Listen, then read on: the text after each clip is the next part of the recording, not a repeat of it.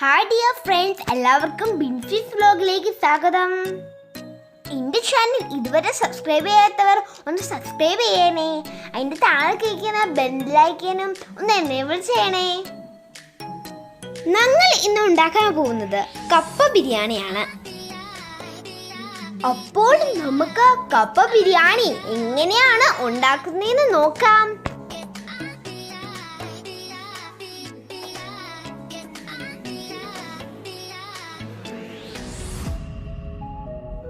അര കിലോ മുഴുനെഞ്ച് നന്നായി കഴുകി എടുത്തിട്ടുണ്ട്.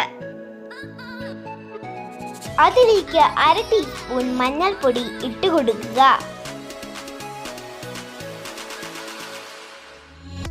അതിലേക്ക് 2 ടീസ്പൂൺ മുളക് പൊടി ഇട്ട് കൊടുക്കുക.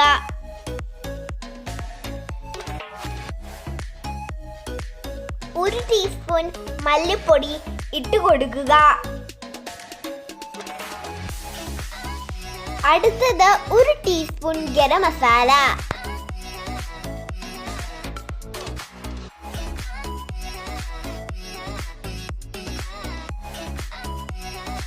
ആവശ്യത്തിന് ഉപ്പിട്ട് കൊടുക്കുക.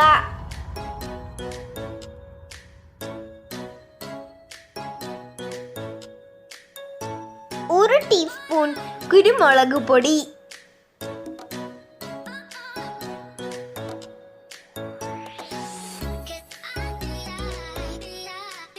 അതിലേക്ക് 1 ഗ്ലാസ് വെള്ളം ഒഴിച്ചു കൊടുക്കുക. കറിവേപ്പില ഇട്ട് കൊടുക്കാം. 4 വിസിൽ വരുന്നത് വരെ കുക്കറിൽ വേവിക്കുക.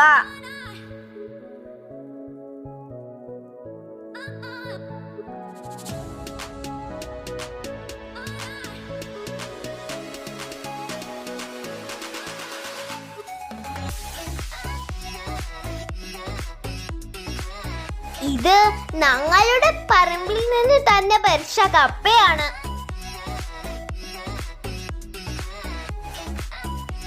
അത് നന്നായി കഴുകി നുറുക്കി കുക്കറിൽ വേവിക്കുക.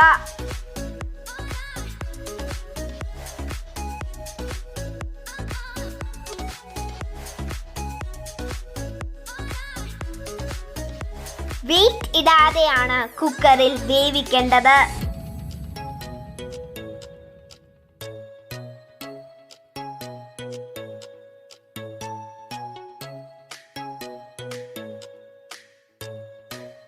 കപ്പ വെന്തിട്ടുണ്ട്, അതിന്റെ വെള്ളം ഊറ്റിക്കളയുക.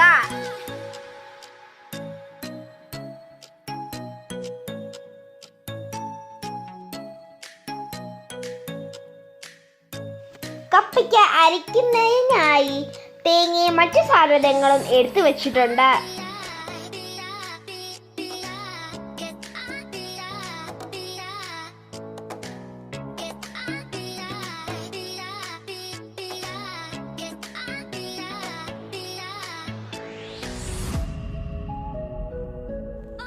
ചീനച്ചട്ടിയിൽ എണ്ണ ചൂടാവുമ്പോൾ കടുക് പൊട്ടിക്കുക.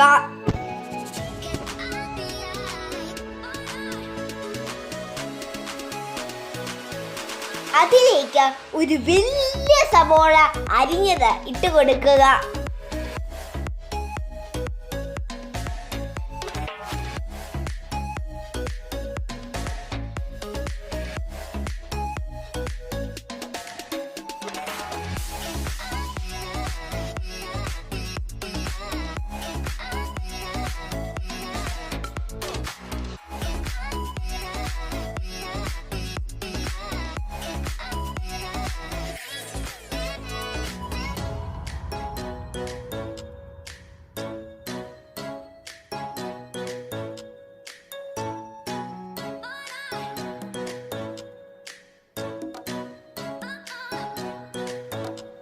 കമൻറ്റ് ബോക്സിൽ നേരത്തെ വീഡിയോയിൽ കമൻറ്റ് ബോക്സിൽ ഞങ്ങൾ കണ്ടായിരുന്നു ഈ ഇല ഏതായിരുന്നു. അപ്പോൾ ഈ ഇല ഞങ്ങൾ വേറെ വീഡിയോയിൽ പറഞ്ഞതാണ് കേട്ടോ. അത് മസാല ഇല എന്നാണ് ഞങ്ങൾ പറഞ്ഞത്. ഇതിൻ്റെ ശരിക്കുള്ള പേരെന്താണ്? സർവ സുഗന്ധി എന്നാണ്. അപ്പോൾ നല്ല മണവും സ്വാദും ഒക്കെ നൽകുന്ന ഇലയാണ്. ഈ സാധാരണ മസാലകളിലൊക്കെ ഇങ്ങനെ ചേർക്കുന്നതുമാണ്. 1 സ്പൂൺ കാശ്മീരി മുളക് പൊടി ഇട്ട് കൊടുക്കുക.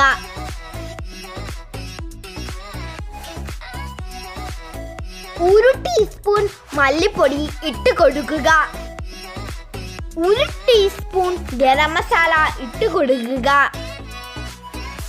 ഈ മസാല നന്നായി വഴറ്റിയെടുക്കുക.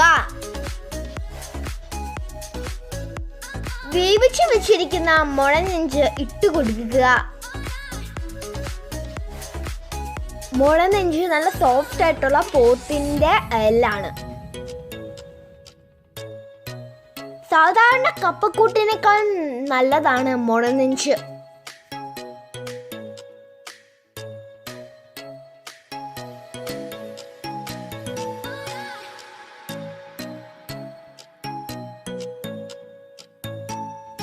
അതിലേക്ക് തേങ്ങ ഒതുക്കിയത് ഇട്ട് കൊടുക്കുക.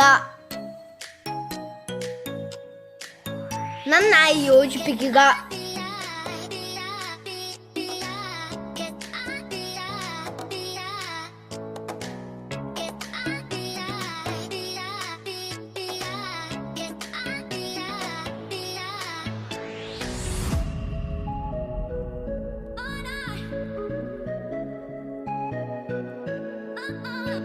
ഇതിലേക്ക് വേവിച്ചു വെച്ചിരിക്കുന്ന കപ്പ ഇട്ട് കൊടുക്കുക.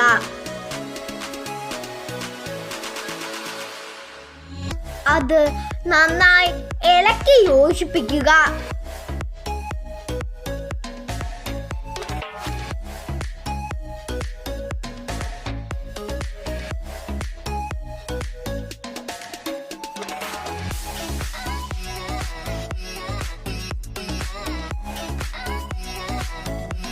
അങ്ങനെ നമ്മുടെ കപ്പ ബിരിയാണി റെഡി ആയിട്ടുണ്ട്.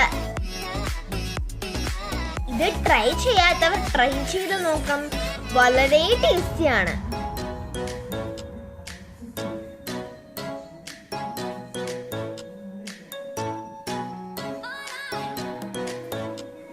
നല്ലൊരു വീഡിയോ ആയിട്ട് വീണ്ടും കാണാം. Bye bye and see you later.